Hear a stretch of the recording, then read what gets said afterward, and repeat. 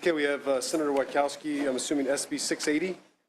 Thank you, Mr. Vice Chair and Item number members. 12. The chair, she calling me chair is fine. Call me Chair. This is a bill that ensures single taxation of new vehicles sold in California to out-of-state purchasers.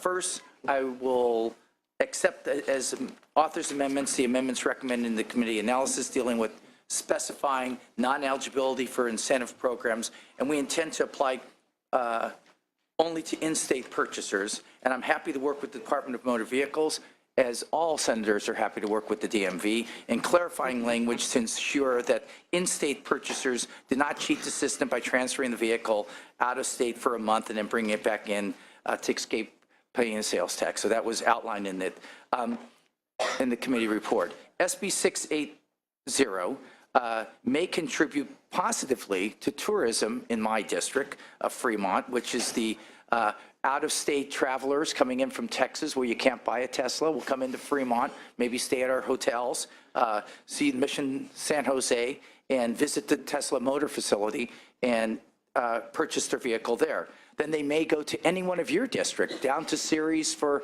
lunch or into the Inland Valley to purchase, to stay at some hotel rooms, restaurant meals, and other complimentary areas. It's a pretty straightforward bill, and I have with me from the Tesla facility, Daniel Witt, in support of the bill. Good afternoon, everyone. My name is Daniel Witt, and I'm the Manager of Business Development and Policy for Tesla Motors. I, along with my colleague Mark Olson, who's our Director of Tax, are here to testify in support of SB 680. As you know, Tesla was founded just over a decade ago to accelerate the world's transition to electric mobility by inspiring the mass adoption of electric vehicles. I believe that there was another bill that this topic came up earlier today. I'm pleased to inform you that we've sold more than 50,000 Tesla vehicles worldwide in over 35 countries to date. Our current vehicle, the Model S sedan, has garnered praise from, most importantly, consumers, but also a diverse set of publications, including Consumer Reports, The Wall Street Journal, Motor Trend, Edmunds, The Economist, among many others. Not only has our car garnered popularity, but so too has the Tesla factory in Fremont, California. This is the former NUMMI site. As most of you know, Tesla purchased the NUMMI facility in 2010 after it shut down during the economic downturn. More than 25,000 Californians were impacted by this closure. I'm pleased to report to you today that in the 4 years we've operated the plant, we've transitioned the factory to a state-of-the-art facility, which will assemble nearly 1,000 vehicles per week by the end of this year, and now maintain employment levels near equivalent to the previous levels when it was under NUMMI. The state-of-the-art facility has been profiled by several outlets, including most recently the Wall Street Journal and National Geographic's mega factories. The combination of growing interest in our vehicles and our factory has led many out-of-state consumers, particularly those impacted by franchise laws in other states, to seek to take delivery of the vehicles in the state of California at the Tesla factory. They do wish to turn this delivery experience into a more comprehensive visit to the state of California before taking their vehicles back to the home state. Many of the world's notable automakers have developed customer experiences that encourage consumers to make the journey, sometimes across large bodies of water, to the factory of origin to take delivery of their vehicles. It's our hope that this bill will allow us to create a very similar experience at the factory to encourage more and more out-of-state consumers to come to California to take delivery of their Tesla vehicles, resulting in additional commerce and jobs for the state. I'll conclude by saying that Tesla employs more than 8,000 people in Northern and Southern California and has invested more than $1.6 billion in the state to date. We're proud to be California's automaker and are eager to display that and to continue growing here in the state. Our next vehicle, the Model X, is due out on time for release later this year, and we're just as eager as everyone else for the release of our mass market vehicle, the Model 3, which is due out in the 2017-2018 timeframe. Happy to answer any questions. Thank you. Next witness in favor, please. Hi, my name is Mark Olson. I'm a tax director with Tesla Motors. I have nothing further to add, but here to answer any questions that you may have. Thank you. Witnesses in favor, please. No one else? How about witnesses opposing this bill? Any witnesses opposing? Please step forward. I see none. I have questions on the committee. Ms. Senator Mendoza. Senator Roth. Okay, I've got a few questions. So the cars that are going to be leaving our state will not be paying state taxes. They're going to be paying their local taxes wherever they're taking their car to. Is that correct? Correct. I'm not sure. I'm wondering why. Why will this apply to other car makers? Or is it because you guys don't have dealers? Well, there's some states that don't allow the Tesla to be purchased by their members. So Texas is the big culprit here. So if you're a Texan and you want to buy a made in California Tesla, you can't do it. Or if you come into California, you pay California taxes on it, and then you go back to Texas and you pay Texas taxes. So this will replicate what happens now, like with the Saab used to do it, the Europeans do it, where you can go to the site, purchase the vehicle, and then pay taxes where you are residing. Okay. I'm still wondering why are we going to give up our taxes? Why can't we try to push taxes? Because to give- normally when if you buy a tax from a car that's made in Michigan, you don't pay Michigan taxes and California taxes. There are some taxes, some states that are blocking the ability of their consumers to buy it. So this is allowing people to come to us and purchase the vehicle. And Right. Where they go in Nevada. Automobiles are a special class where essentially tax is rendered based on where your residence is, where you register the vehicle. So inherently, you would register the vehicle where you intend to drive that vehicle in Nevada, if you're a resident from California and so forth. So for out-of-state consumers who intend to drive their vehicle in other states other than California, they don't have that option. They don't have the option of essentially paying tax once in their home state. In California, current law requires them to pay it twice. So they don't do it. We don't have out-of-state customers in masses coming to California right now to take delivery of their cars. It's a missed opportunity for the state of California, which currently other states, bordering states like Nevada, Oregon, and others do take advantage of. Okay. So we have on record delivered cars to Las Vegas, for instance, for consumers not from the state of Nevada who are looking to have an experience as they take delivery of their car and then drive it across the country via our supercharger network, which they're enabled to do, back to wherever their home state is. what is the average income of the person that's going to be buying a Tesla? Wouldn't they be able to afford the taxes here and wherever they're driving it at? Well, the point is that they don't come here now to do it. Zero.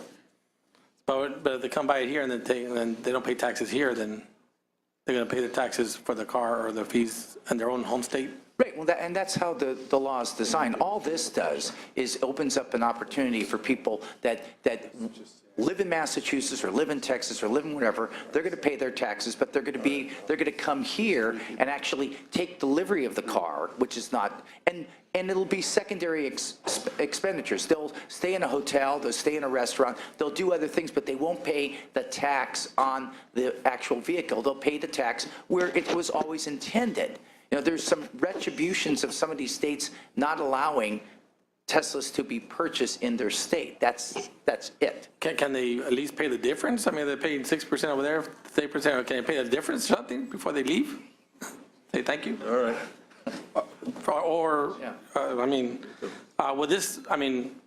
What if the other industries here that we manufacture items here that people come and shop here and then they take it to the home store? Are we going to start leaving exemptions for different things? Well, no, I think automobiles are different in that vein. And again, Mercedes has been doing this, Saab, Volvo, when it wasn't a Ford, when it was a real Volvo, used to do it where they would have people go to their country, pay, purchase, do the transaction there, and they have their own local rules that you got to drive it around or do something, and then ship it back to California, and you pay the California taxes. That's sort of how the situation is. We're replicating that opportunity because it's not being done now. Nobody's coming into Fremont to look at the factory to buy the car because the way the current law is that it's a double taxation. They're going to pay the tax on the transaction in California and the tax back when they go home. So we think that there may be, because of the nature of this vehicle, people that will actually come into California for a little holiday to drive it around, to be vacationers, to buy this car. Not a whole bunch of them, but some people that will do it, then they'll go back home and pay their taxes where they live. Okay. So Ralph, Thank you. Thank you, Mr. Chair. I just want to move it away from Tesla for a minute and just ask a question, because based on what I read, this bill is not Tesla specific, correct? Correct. It's just a vehicle. So if, when I give up this gig and decide to move to Montana 10 months out of the year and keep a vacation home in Palm Springs or some other location, and I have my friends who are car dealers in Palm Springs, and this bill would incentivize me perhaps to buy my car in Palm Springs and create some business for car dealers in California, and then take it back to my residence in Montana as opposed to buying in Montana, correct? Well, if you buy it from the manufacturer, because that's who you're buying it from here, But is this bill restricted to purchases from a manufacturer and not a dealer? yeah, it's just manufacturers, not dealers. So you buy from a dealer, you pay, this doesn't change anything. It's just manufacturers. Our analysis wasn't clear on that. Oh, no, that's the intent, is it's just manufacturers, not dealers. So this is, in essence, a Tesla-specific bill, Well- because you can't very well buy a car from Ford Motor Company last time I checked. On our side of the, we're always encouraging other automobile manufacturers to come to California and produce cars here, right? So this would be anybody, somebody would locate here in California. There's a couple of other electric cars that are Fister, I mean, they're not. But just think to they're- make, just yeah. to make sure that I'm clear, this bill is a manufacturer-sold car-specific bill. It doesn't apply to sales, dealer sales to an individual who is a non-resident of the state of California who wants to take the car back to the state of residency. Correct. okay. Thank you, Senator Mr. Leyva? Main, I think Senator Roth may have hit on my question, but I just want to be completely clear. So really it does, and in its current form, this bill only affects Tesla because there is no other car manufacturer in the state of California. Small ones, little ones, small ones. I think They could sell to residents, okay. Right. So doesn't affect the Ford dealer in Fontana, doesn't affect, okay. no dealers. Okay, thank you. Okay. Senator Cannella, you want to? Yeah, I'm in support of this bill. Initially, when I saw that it was Tesla, I very much like Tesla.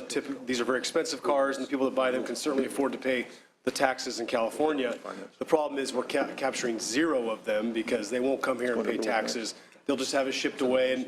And there's the hope that if we allow them to come here and not pay the taxes on the car, that they will do other things. Come to Ceres to lunch, or your district for whatever they have there. So It's right on the way as you're heading down on towards the way to Texas, everything. right, to everywhere.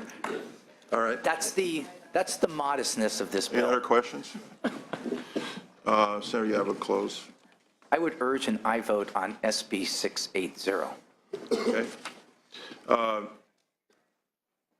This bill is recommended for approval with referral to Rules and Government Finance.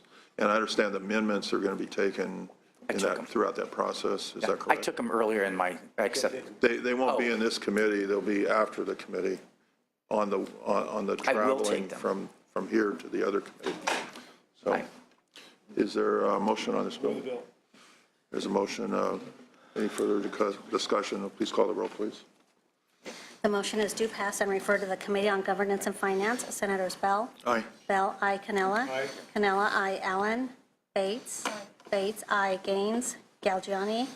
Leyva? Leyva, aye. McGuire? Mendoza? Those are passed. Okay. Roth? Whitekowski? Aye. Whitekowski, aye. Senator, we will hold the bill until, okay, thank you. No authors? Allen and Gaines are still chairing their committees, so Okay. they're trying to. We can have motions on the other bills that we've already taken up. There's item 1, Senator Cannella. This is Senator Pavley's bill. Can we have a roll call on that? The motion is due pass and refer to the Committee on Appropriations. Senators Bell? Aye. Bell, I. Cannella? Aye. Cannella, I. Allen? Bates? Bates, no. Gaines? Galgiani? Leyva? Aye. Leyva, I. McGuire? Mendoza? Mendoza, I. Roth? Wykowski? We'll hold that item open till we have a chance for other members to vote. Senator Huff's bill is item 2. Move the bill. There's a motion for Senator Huff's bill, SB 218. The motion is due pass and refer to the Committee on Natural Resources and Water. Senators Bell? Aye. Bell, I. Cannella? Aye. Cannella, I. Allen? Bates? Bates, I. Gaines? Galgiani? Leyva? No. Leyva, no. McGuire? Mendoza? Mendoza, I. Roth? Aye. Roth, I. Wykowski? The one that's on call. Also. I can't, I have a conflict on the road, so I can't move that bill. We have item 6 is my bill, SB 513. Move item 6. Okay. Call roll, please. The motion is due pass and refer to the Committee on Environmental Quality. Senators Bell? Aye. Bell, I. Cannella? Aye. Cannella, I. Allen? Bates? Bates, I. Gaines? Galgiani? Leyva? Leyva, I. McGuire? Mendoza? Mendoza, I. Roth? Wykowski? Okay. It's item 6. Roth, on the agenda. aye. Okay. Okay, we'll go to Senator Lewis' bill, item 9, 580. Call The the roll, motion is please. due pass and refer to the Committee on Appropriations. Senators Bell? Aye. Bell, I. Cannella? Aye. Cannella, I. Allen? Bates? Bates, I. Gaines? Galgiani? Leyva? Leyva, I. McGuire? McGuire, I. Mendoza? Mendoza, I. Roth? Roth, I. Wykowski? Okay. On call. And did they have a vote on that?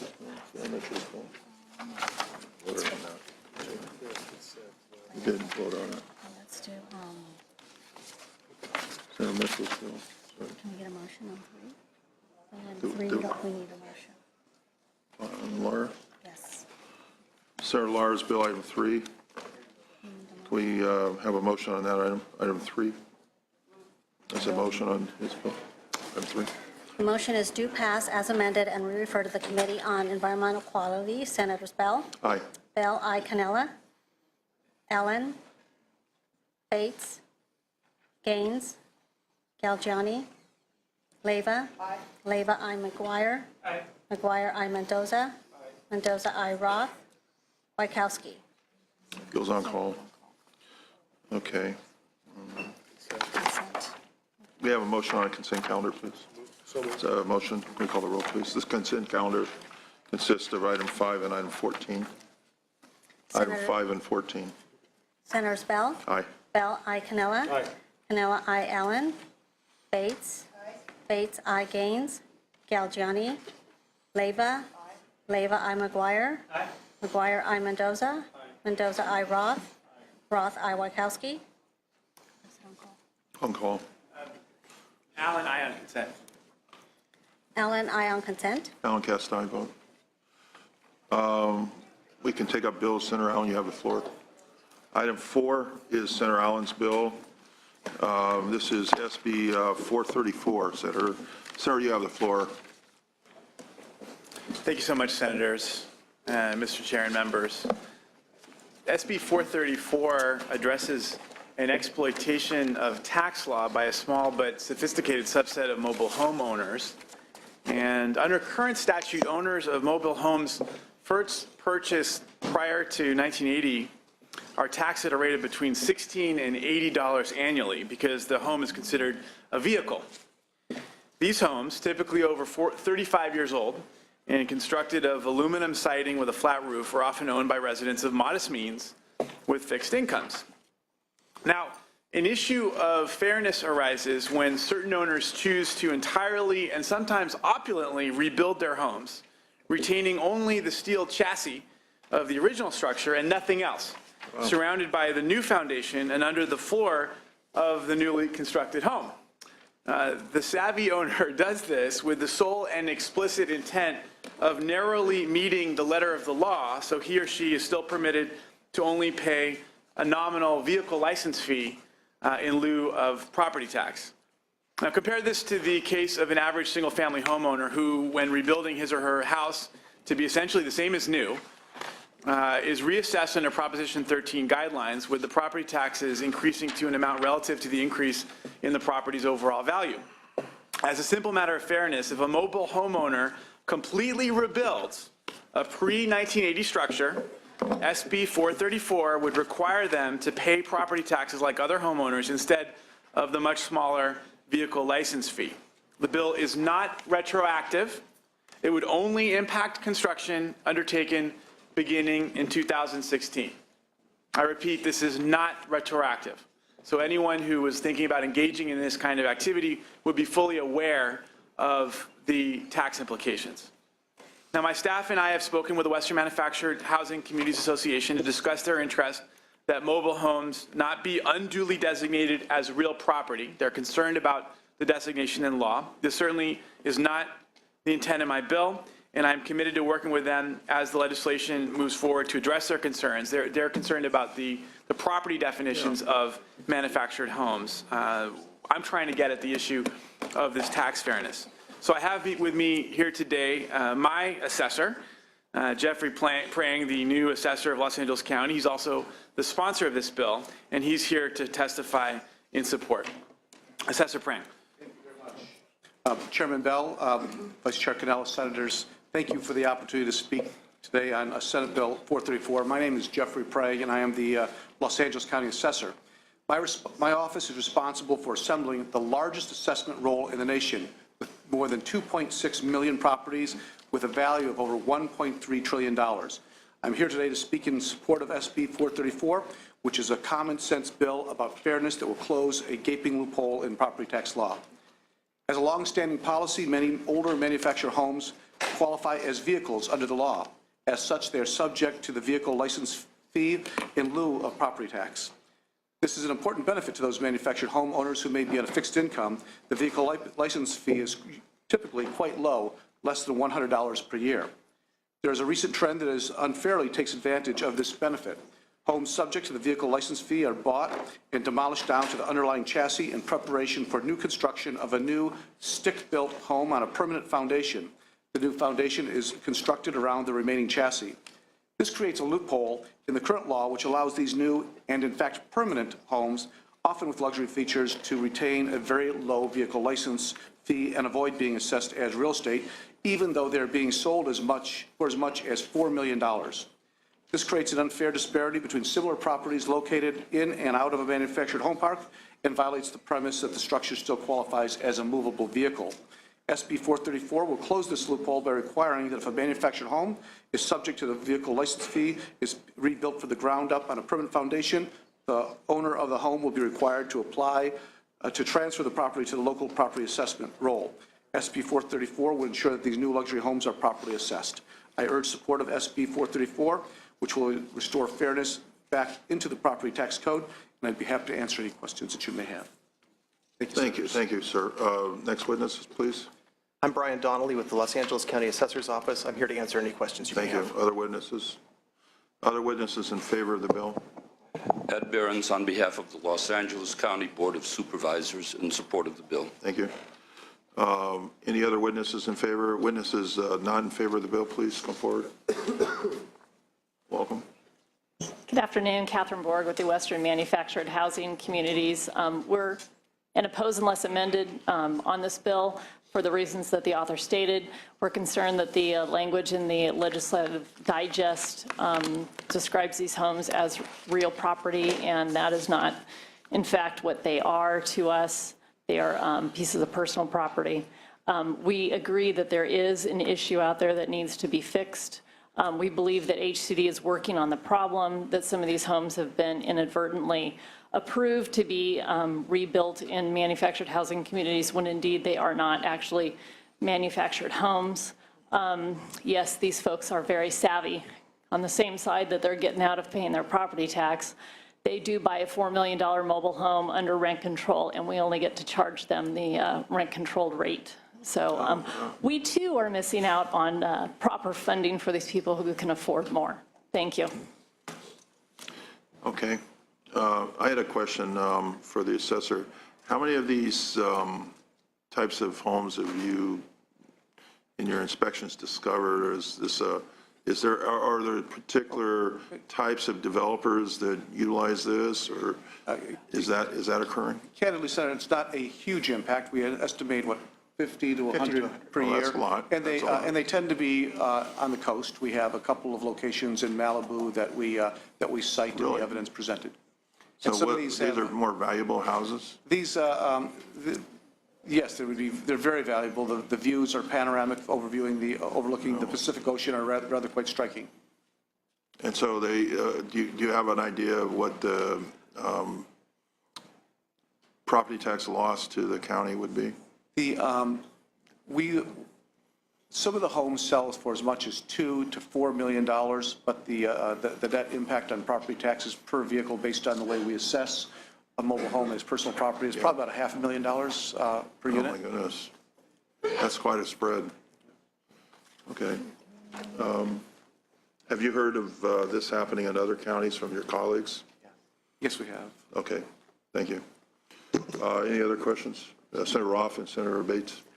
I guess this is for the association. Given the rather drastic nature of the reconstruction,